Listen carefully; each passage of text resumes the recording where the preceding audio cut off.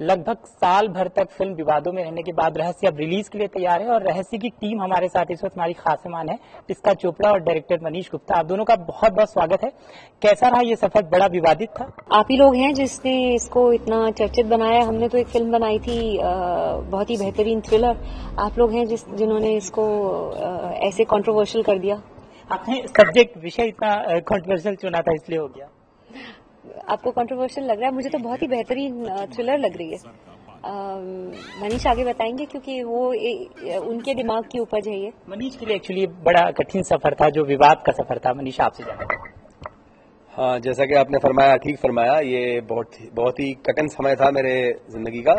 शायद मेरी जिंदगी का सबसे कठिन दौर यही रहा है, क्योंकि 11 महीने बस मैंने कोर्ट के चक्कर लगाए हैं। जबकि मैं लॉयर तो हूं नहीं, मैं तो फिल्म मेकर हूं, राइटर डायरेक्टर हूं।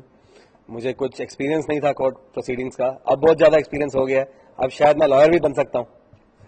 तो एक चीज सीख गए होंगे, मतलब अब फिल्म बनाएंगे तो किस किस तरह के विवाद होते हैं इस तरह की फिल्म जिसके जो कोर्ट कचहरी में है, जिस फिल्म का विषय जो इस तरीके से सालों से 7 साल 8 साल तक विवादों से घिरी, अभी तक इसके सब्जेक्ट का भी पूरी तरीके से कोई चीज सामने नहीं आया है। तो अब आप क्या क्या सीखा आपने फिल्म बनाने से पहले, किन चीजों का ध्यान रखा?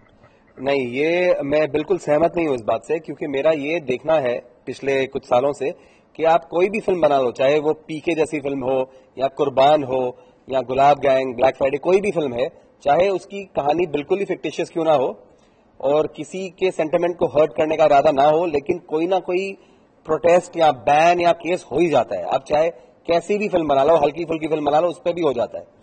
तो मेरे ख्याल से हमें एक अंकुश लाना होगा कि अगर कोई शख्स या कोई बॉडी एक बेबुनियाद केस करती है किसी फिल्म पर या किसी नॉवल पर, या किसी उपन्यास पर, तो उस पे एक पेनल्टी लगनी चाहिए ताकि ये करना, इस पे एक रुकावट पड़े। क्योंकि अब क्या है, अब तो ये एक फ्री फॉर ऑल है कि जो फिल्म बनती है, कोई फिल्म बनती है, उस पे कोई बैन कर देता है, कोई केस कर देता है। तो इस पे एक रोक लगाना बहुत जरूरी है। बिल्कुल सही कहा आपने। अब मेरे ख्याल से सेंसर बोर्ड में इन दिनों काफी कुछ हंगामा हुआ, बहुत सारे इस्तीफे हुए। इसका मैं आपसे जानना चाहूंगा, आपसे इसलिए क्योंकि आप जानकार हैं, देश दुनिया की खबरों पे नजर रखती हैं। आप किस तरीके से सोचती हैं कि जो सेंसर बोर्ड फिल्मों के लिए होना चाहिए, वहां पे कोई नए प्रावधान भी आने चाहिए? सेंसर की जो गतिविधि है उसके बारे में मुझे ज्यादा नहीं पता है, तो इसलिए मैं बहुत डिटेल में तो कमेंट नहीं कर सकूंगी। मैं तो सेंसर के एक्चुअली बहुत फेवर में नहीं हूं, क्योंकि मुझे लगता है सेल्फ सेंसरशिप होनी चाहिए। अगर आपको फिल्म नहीं पसंद, मत देखिए। अगर आपको ऐसा लग रहा है कि इसमें आपके बच्चों के लिए या आपकी फैमिली के लिए कुछ हानिकारक है, तो आप मत देखिए ना, आपके पास हमेशा वो चॉइस है। पर अगर आप बोल रहे हैं कि ये नेशनल थ्रेट है या किसी तरह से हमारे सो कॉल्ड कल्चर को अफेक्ट कर रहा है, तो आई थिंक ये एक अलग मुद्दा है। I don't necessarily believe in this. कुछ चेक्स एंड बैलेंसेज होते हैं, जैसे कि पेरेंटल गाइडेंस है। आप बता रहे हैं लोगों को कि इसमें पेरेंटल गाइडेंस के साथ आप अपने बच्चों को दिखाना चाहते हैं, या इसमें कुछ कंटेंट ऐसा है कि जो एक पर्टिकुलर सेक्शन के लिए इतना पैलेटेबल नहीं हो सकता। ऐसे चेक्स आप रख सकते हैं जो लोग पढ़ के समझ सकते हैं कि हमारे लिए ये फिल्म हमारे टेस्ट की है कि नहीं है। पर उसके अलावा एक मैच्योर सोसाइटी के लिए मुझे नहीं लगता कि इतनी ज्यादा सेंसरशिप की जरूरत है। लोग खुद जानते हैं बखूबी कि उनको क्या देखना है और क्या नहीं देखना है। और इस देश में तो कभी कभार कुछ ऐसी चीजों पे रोकथाम लग जाता है जो कि आपको लगता है कि अच्छा ये आपको ऑब्जेक्शनेबल लग रहा था, और जो आइटम सॉन्ग्स आप देख रहे थे वो आपको ऑब्जेक्शनेबल नहीं लग रहे थे। तो मतलब यहाँ पे मुझे बहुत एक डबल स्टैंडर्ड अजीब से लगते हैं कि आपको क्या ऑब्जेक्शनेबल लगता है और क्या ऑब्जेक्शनेबल नहीं लगता है। आप क्या सोच के वो ऑब्जेक्शन रेज कर रहे हैं।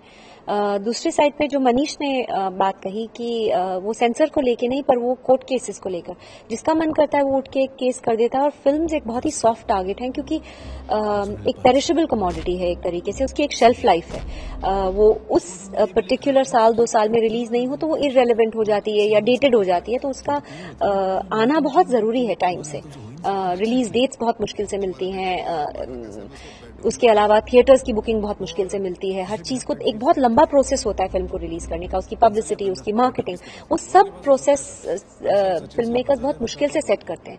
और उसके बाद अगर कुछ इस बेफजूल का कोर्ट केस आ जाए तो वो फिल्म हर किसी के लिए जहमत होती है और कोई फायदा नहीं होता किसी को, क्योंकि अल्टीमेटली जैसे कि रहस्य के साथ हुआ, we won the court case and हम लोग फिल्म रिलीज कर रहे हैं थैंकफुली। तो Indian judicial system is upholding the thing, but कुछ और चेक्स एंड बैलेंसेस होने चाहिए जो कि फिल्म को इतना ईजी टारगेट नहीं बने। ये किस तरह की माँ है, क्या कर रही है? एक तरफ उसके हस्बैंड पे बेटी की हत्या का आरोप लगा है, तो किस तरह की पीड़ा है जो पर्दे पर दिखाएगी? कैसी है ये माँ?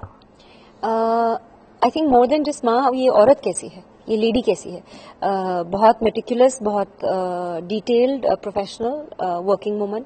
और जैसे कि किसी को भी होगा कि अगर उनके हस्बैंड पे कोई आरोप लगाया जाए तो she is very deeply affected, और एक पॉइंट पे जाके उन्हें अपने हस्बैंड पे भी शक होता है कि शायद इन्होंने ही किया हो, क्योंकि कुछ स्टोरी ऐसे आगे बढ़ती है कि उन्हें खुद भी, जो कि ट्रेलर में आप देख चुके हैं, कि वो खुद पूछती हैं कि आप बताइए कि हुआ क्या था एक्चुअली, क्योंकि समझ में नहीं आता, एक दलदल सा है।